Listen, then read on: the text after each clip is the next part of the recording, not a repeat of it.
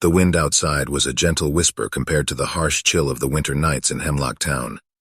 It seemed as though the cold had seeped inside the very bones of the town's buildings, casting a silent hush over everything. But the one place where the cold didn't deter the warmth of the soul was Hemlock High, the very school where years ago a mysterious incident had taken place. Inside the school's cafeteria, teenagers sat scattered around, some laughing, others deep into their study sessions. But amidst all the conversations, there were hushed whispers about the ghost of an older woman who was said to haunt the school's corridors. The legend went that she was an old teacher who had once been a part of Hemlock High. Why she haunted the school, no one quite knew. Every student had heard the story from seniors or from their own friends, and almost everyone had their own version of the tale. "Did you hear? Jeremy said he saw her in the math hallway last night when he stayed back for basketball practice," exclaimed Clara, a petite brunette with a penchant for mysteries. "You mean the ghost of Mrs. Elwood?" inquired her friend, Mia, with a skeptical eyebrow raised.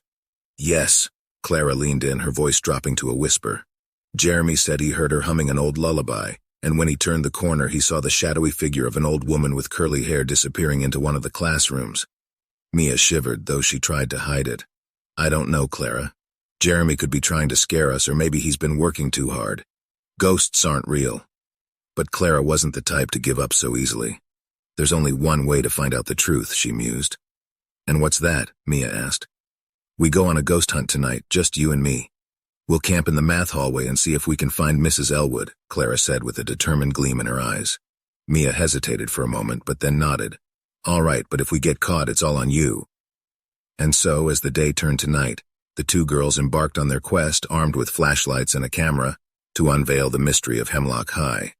Little did they know that this night would change their perspective on the whispered legends forever. The story of the mysterious old woman in the haunted woods had instilled a sense of adventure and curiosity in Clara, and tonight she was about to unravel a tale that had been hushed for too long. The stage was set, and the journey of unraveling the past had just begun. Hemlock High's vastness became eerily pronounced at night. Its high-ceilinged corridors seemed to stretch endlessly, and every echo was amplified, making even the drop of a pin sound like a clang. The dim moonlight that filtered through the clouded windows only served to cast elongated shadows, making the girls feel like intruders in a world they weren't supposed to witness. Both Mia and Clara, despite their brimming confidence earlier, found themselves feeling small and hesitant as they entered the math hallway.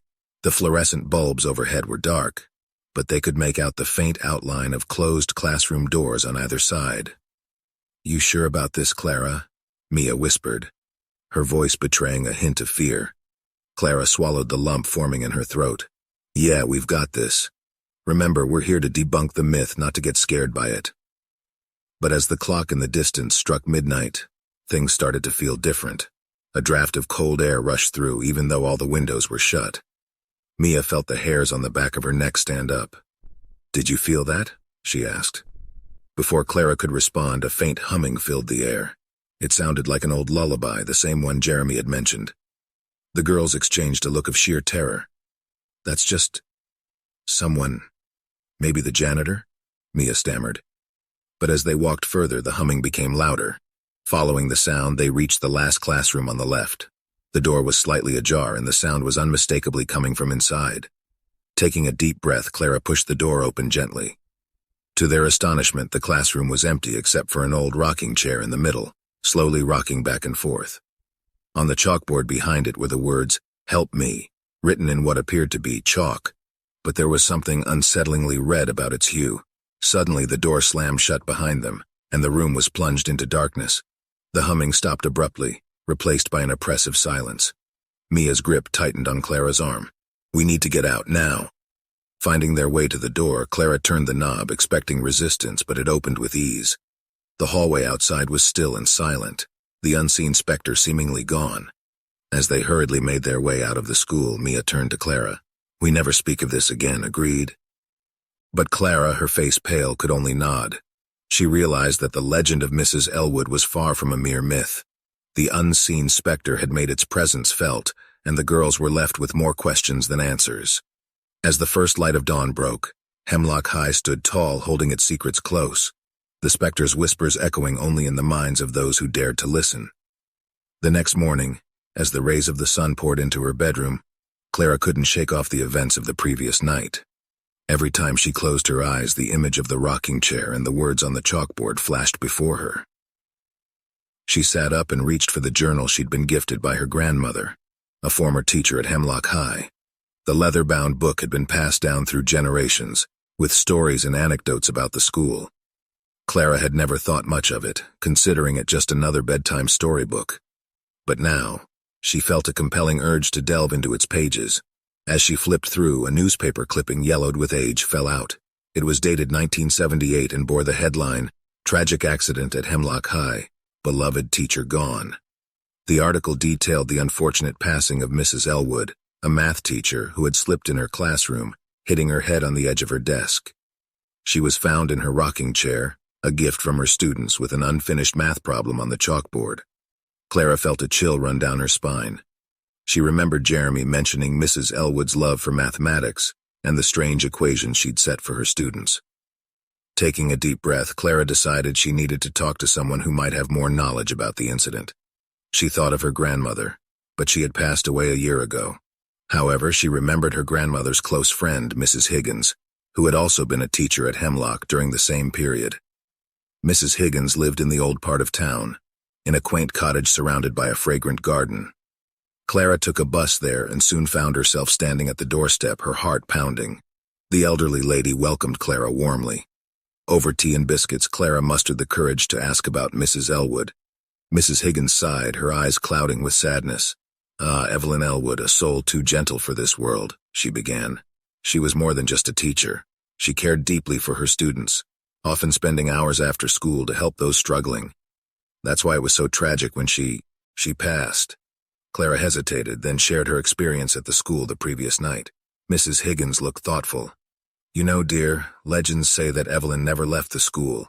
Her spirit stayed, waiting for the one student she couldn't help in time.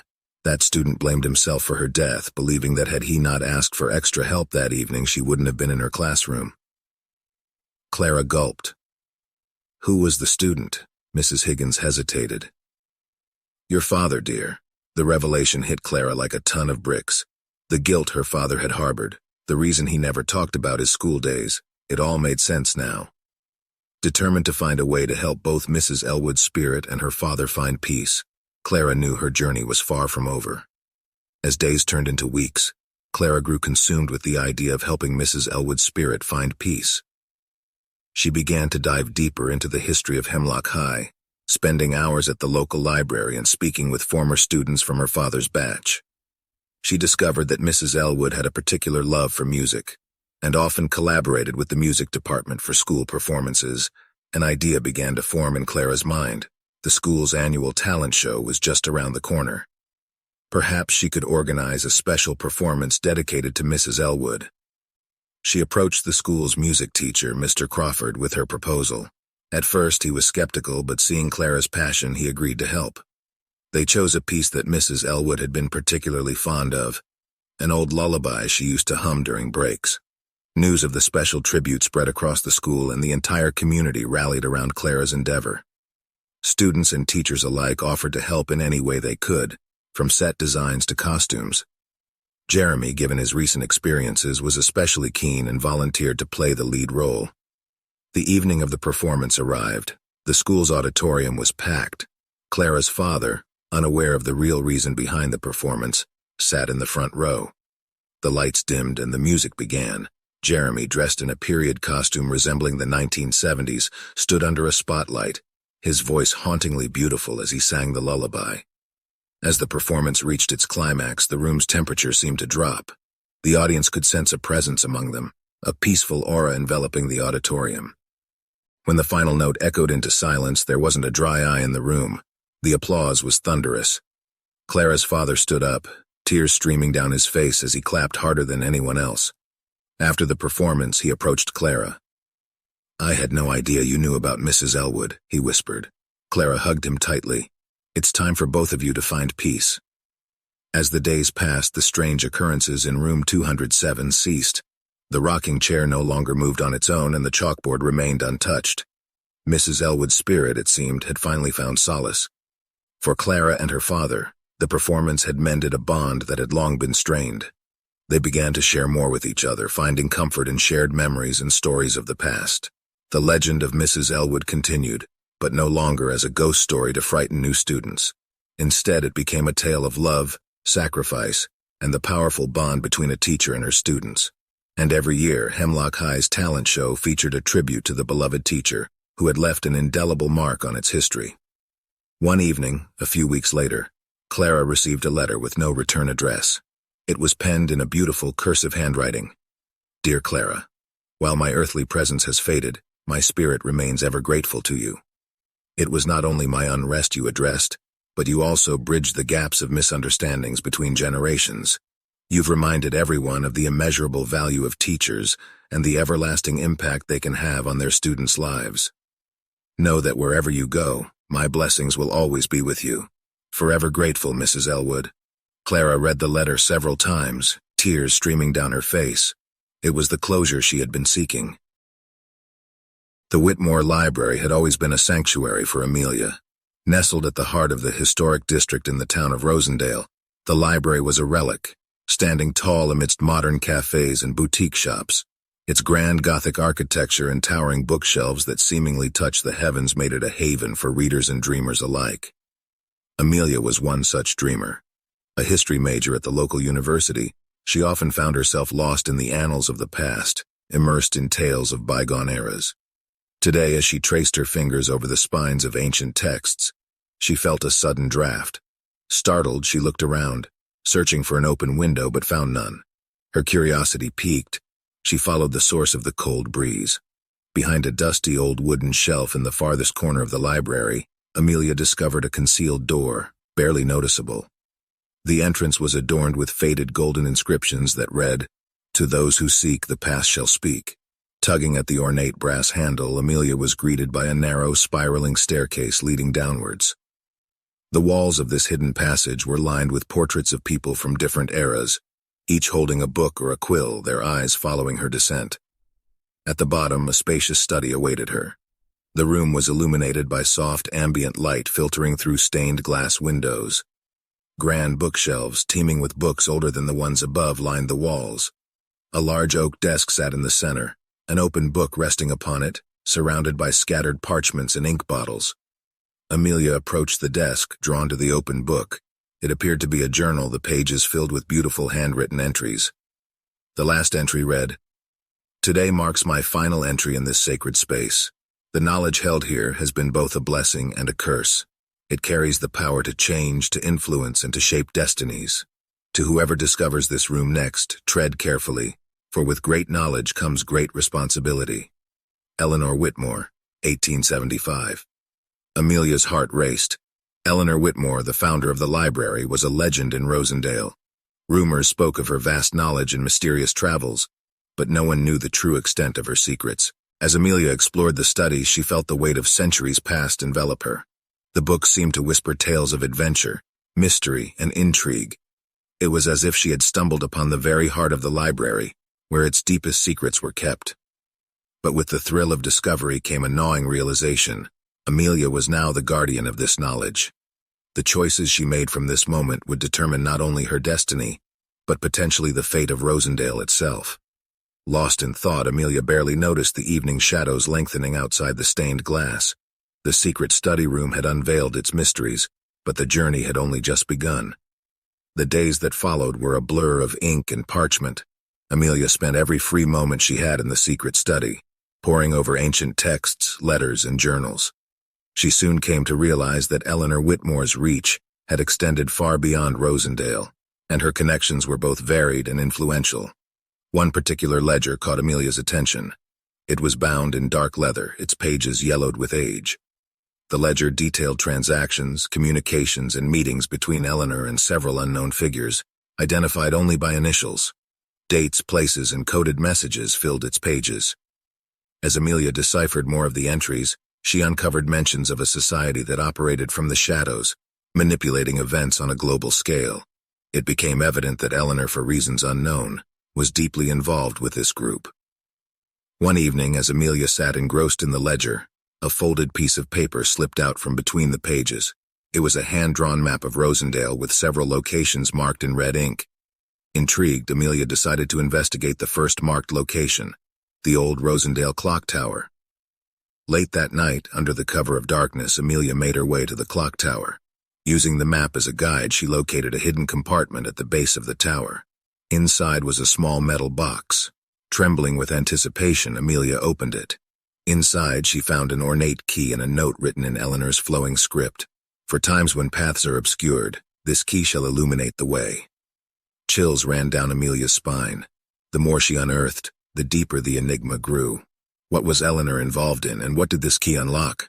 The subsequent days saw Amelia tracing the locations on the map. Each spot held another piece to the puzzle: cryptic letters, strange artifacts, and more keys. However, as Amelia delved deeper, she began to sense she wasn't alone in her quest.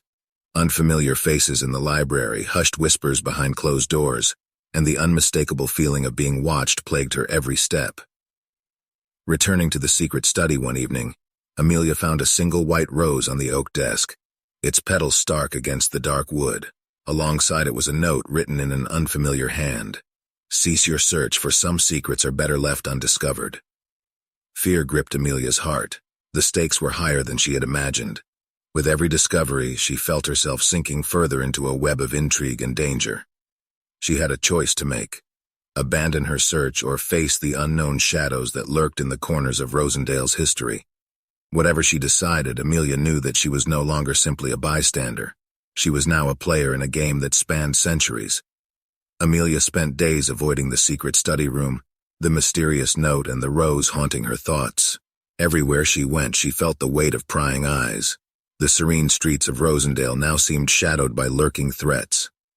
One afternoon, as Amelia was heading home, she felt a gentle tug on her sleeve. She turned to find an elderly woman, her back hunched and her face deeply lined by time. "Miss Amelia," she whispered, her voice raspy yet firm, "I've been waiting to speak with you." Startled, Amelia recognized her as Agnes, the oldest living resident of Rosendale, often seen on her front porch, feeding pigeons and watching the world go by. Tales of her being a soothsayer and a keeper of town secrets were often shared in hushed tones. "Why me?" Amelia inquired, looking into Agnes's deep-set blue eyes. "The past reaches out to those it believes can make a difference," Agnes replied. "Your search has not gone unnoticed. I have tales of my own to share, tales from when I was a young girl and the mansion was in its prime." Amelia, eager for answers and sensing a chance to piece together more of the puzzle, invited Agnes for tea at her home. Once settled, Agnes began her tale, her voice carrying them back decades. "I was but a child when I first entered the Whitmore mansion," Agnes began. "My mother was a maid, and I often accompanied her. Eleanor Whitmore was a vision, with an aura of authority that commanded respect. Yet there was something else, something hidden and enigmatic about her." Agnes detailed her clandestine observations of Eleanor's activities. Late-night meetings in candlelit rooms, where hooded figures convened in secrecy. Agnes once overheard snippets of a conversation about a covenant and the promise of a new era. The most startling revelation came one evening when Agnes chanced upon a ritual in the mansion's gardens. There, in the pale moonlight, Eleanor and her clandestine group formed a circle, chanting in an unfamiliar tongue around a glowing crystalline artifact. "Many a time I thought of revealing what I had seen," Agnes admitted. But Eleanor, in her wisdom and perhaps her manipulations, always remained a step ahead. Before I could muster the courage to share my tales, I was sent away to the city to live with a distant relative. My return to Rosendale was only after Eleanor's passing, and by then I had a family of my own and secrets too heavy to reveal. But why share this now, Amelia wondered. Agnes, sensing her thoughts, replied, "Time has a way of uncovering truths, and you, my dear, are its chosen instrument. But tread carefully. The world Eleanor delved into was more profound and more perilous than you can imagine." The evening shadows lengthened, and Agnes prepared to leave. "The key you found," she said, pausing at the door, "will lead you to answers, but also to choices. Trust your heart." Amelia sat in thoughtful silence long after Agnes left, the weight of the past and the responsibility of the present pressing down on her. Would she be the one to finally unearth Rosendale's deepest secrets? And at what cost? The next day, armed with Agnes's tales and renewed determination, Amelia returned to the secret study room. The afternoon sun streamed through the dusty windows, illuminating the elegant desk in the center. Amelia approached it, drawing a deep breath, and opened the drawer where she had previously found the mysterious note and the dried rose. This time, she discovered a leather-bound diary tucked away beneath a pile of old parchment. The diary bore the initials E.W., Eleanor Whitmore. With trepidation, Amelia began flipping through the pages, diving into the intimate thoughts and recorded events of Eleanor's life. The initial entries spoke of love, joy, and mundane affairs. But as Amelia progressed, the tone shifted, reflecting Eleanor's growing obsession with power, ancient artifacts, and the promise of eternal life. Near the end of the diary, a particular entry caught Amelia's eye, dated only a few days before Eleanor's documented death, 20th of June, 1893. The ritual is almost upon us. The artifact, referred to in ancient texts as the Heart of Eon, promises a connection between worlds, between time itself. With its power, I can bring forth a new era for Rosendale. My associates and I are prepared. We've gathered everything, from the sacrificial roses to the chants passed down through generations. But doubt creeps into my heart. What if the legends are true, that meddling with time comes at a price? There have been omens, birds flying backward, shadows moving on their own, voices in the wind. Agnes, that curious child, has seen too much. I've ensured she'll be sent away for a time. Her safety matters to me for reasons I cannot quite explain. Maybe a reflection of my past regrets. Tomorrow night, we shall proceed. If you, dear diary, are my last confidant, know this. I embarked on this path with the hope of progress for a better future. If my ambitions lead Rosendale to its downfall, may someone find a way to right my wrongs. Amelia was chilled to the bone. Eleanor's last entry was a confession and a warning. The ritual, whatever it was, had been conducted and perhaps had been the reason for Eleanor's sudden and mysterious demise. Amelia now held a piece of history, an artifact that could have caused ripples through time. What if the strange occurrences in Rosendale, the ones Agnes had hinted at, were the results of Eleanor's meddling? She recalled Agnes's advice about choices and trust. Was Amelia meant to find the Heart of Eon and undo the effects of the ritual? Or perhaps was there a greater destiny waiting for her, one that Eleanor had only begun to uncover? Tucking the diary under her arm, Amelia knew one thing. Her journey was far from over.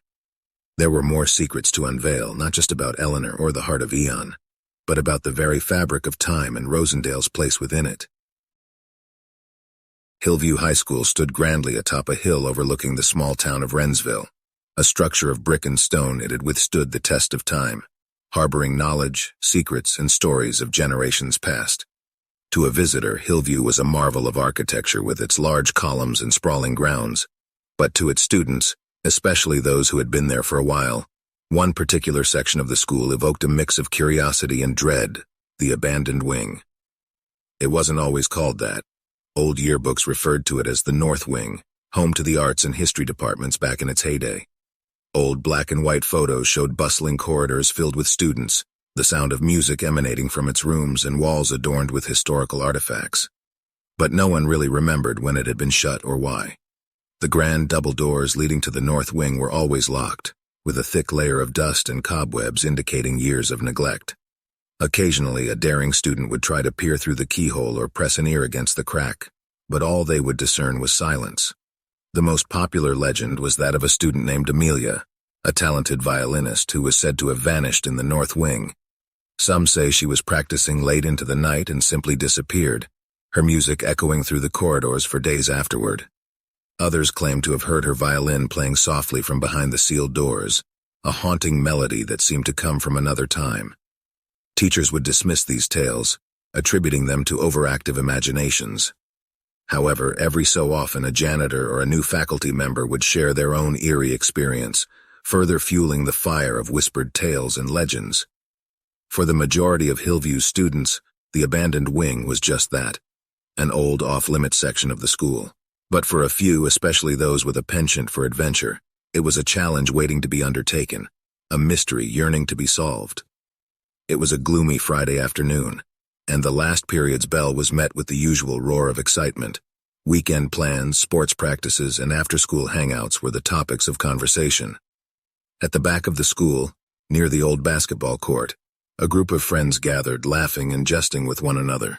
One of them, Mark, a tall, lanky boy with mischievous eyes, was renowned for his dares. They were almost a rite of passage amongst the group.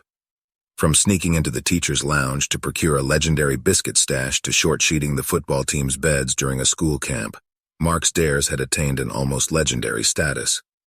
This time, with a glint in his eye, Mark looked at the newest member of the group, Clara. She had moved to Wrensville only a month prior and had quickly integrated into the group due to her wit and infectious laughter. "Clara," Mark began with a theatrical gravity, "you've settled in well, but there's a tradition in this group. A dare, which, if completed, solidifies one's place in our esteemed circle." Laughter broke out, but Clara, sensing a challenge, raised an eyebrow and gestured for him to continue.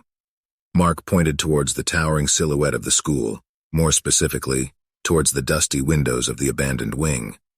"The dare is simple.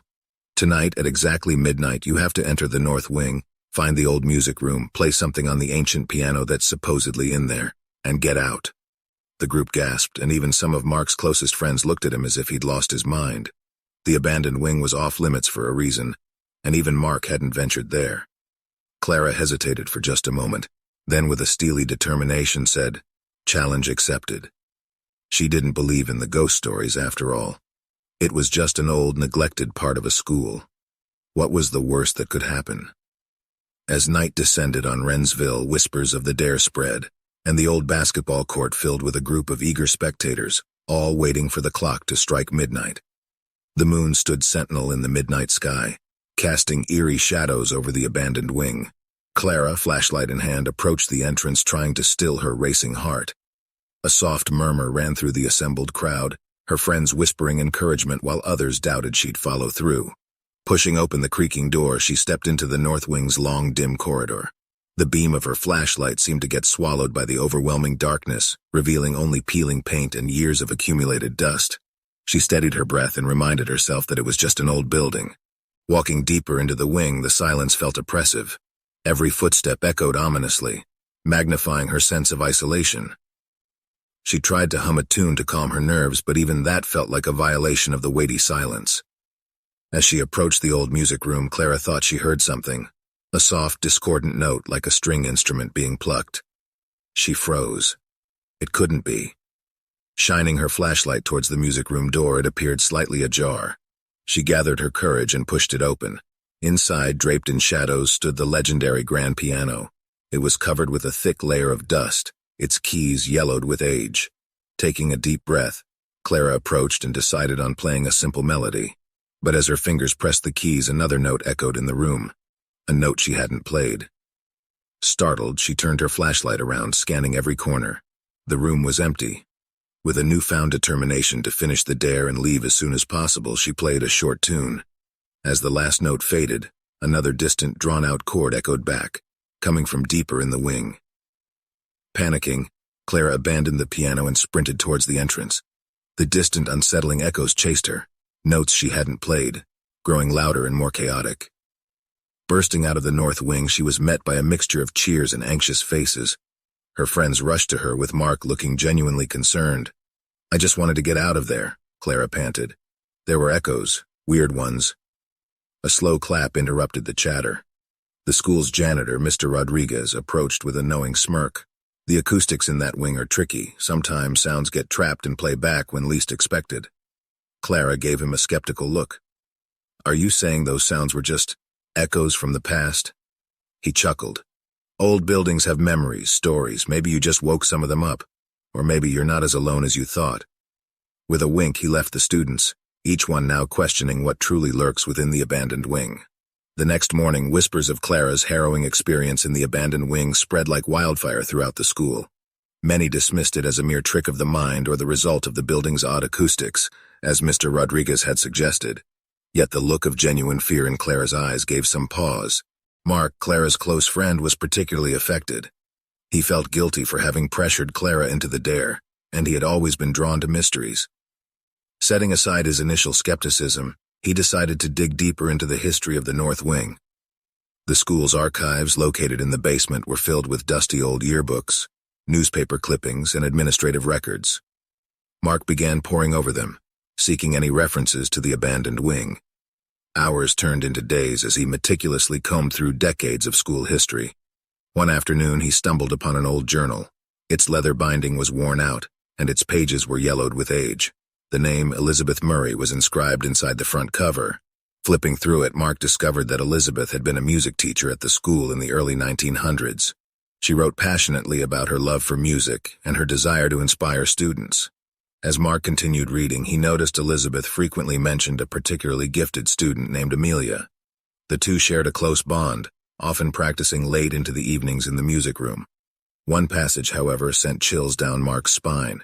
Tonight, as Amelia played the grand piano, something wondrous occurred. With every note she played, another echoed, as if the room itself responded to her gift. She described it as a duet with the building, a beautiful, haunting melody born from the depths of the north wing. The journal abruptly ended a few months later with a heart-wrenching entry.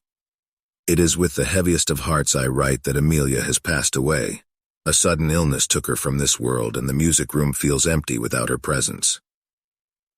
Connecting the dots, Mark wondered if the echoes Clara had heard were remnants of those long-ago duets between Amelia and the abandoned wing. Determined to share his findings, he approached Clara. Together with a group of friends, they decided to host a musical evening in the North Wing in tribute to Amelia and Elizabeth. They hoped that by acknowledging and celebrating the past, they could lay to rest any lingering echoes and memories. The moon was high in the sky, casting eerie shadows across the abandoned wing. As word had spread of the musical tribute to Elizabeth and Amelia, a throng of students and even some of the braver teachers had gathered, their whispers creating an unsettling undertone. As Clara approached the grand piano, a sudden unexplained chill descended upon the room. She took a deep breath, hoping it was just her nerves, and began to play. As her fingers danced across the keys, the haunting echoes of the past began to manifest. A spectral silhouette of Amelia playing her violin appeared beside her. The ghostly strings synchronized with Clara's piano. The audience gasped. The temperature dropped further, and the candles began to flicker erratically. The walls seemed to sweat with a cold condensation. Each note Clara played seemed to peel back layers of time, revealing more of the tragic history that had been hidden away. Suddenly, the grand piano's lid slammed shut, narrowly missing Clara's fingers. The audience screamed. From the dark corners of the room, other apparitions began to emerge, each donning period clothing from different eras of the school's history. They looked mournful, trapped in an eternal sorrow. It was then that Mark remembered a forgotten legend. The North Wing was not just haunted by Amelia. It was said to be a ground where all those with unfinished business at the school were bound. As the spirits drew closer, their whispers grew louder, a cacophony of regrets and unfulfilled dreams. Clara, trembling with fear, decided to play one last song, a lullaby that her grandmother, a former student, used to sing. With every ounce of courage she could muster, she began to play, hoping to put the restless spirits at ease. The tune was soft, melancholic, and captivating. Slowly, the room began to change. The walls seemed to breathe, contracting and expanding as if trying to expel something. The floor trembled beneath their feet. The spirits, drawn to the music, began to swirl around Clara, their forms merging and becoming a tornado of light and shadow. However, as the melody continued, the room's atmosphere grew denser, the shadows darker. Instead of fading, the spirits grew more solid, more real. Their once faded faces became clear, their expressions twisted with anger and resentment. They weren't here for comfort, they were here for retribution. The piano's notes started to distort, turning sour and jarring. The spirits closed in, their cold fingers reaching for Clara. Mark rushed forward, trying to pull Clara away from the piano, but an unseen force held him back, freezing him in place. With a terrifying clarity, Clara suddenly realized her mistake. The song wasn't a lullaby, it was a summoning chant. Her grandmother had been trying to warn her, not guide her. As the final note was struck, the room was plunged into darkness. A single chilling scream echoed, then silence. When dawn broke, the school's staff, worried after hearing the legends and knowing the students' plans, entered the North Wing. They found the room in disarray, with the piano's keys still echoing the final note of Clara's song. But Clara was nowhere to be found. Neither was Mark. Whispers circulated that they were taken as a part of the school's haunting legacy, trapped forever within its walls.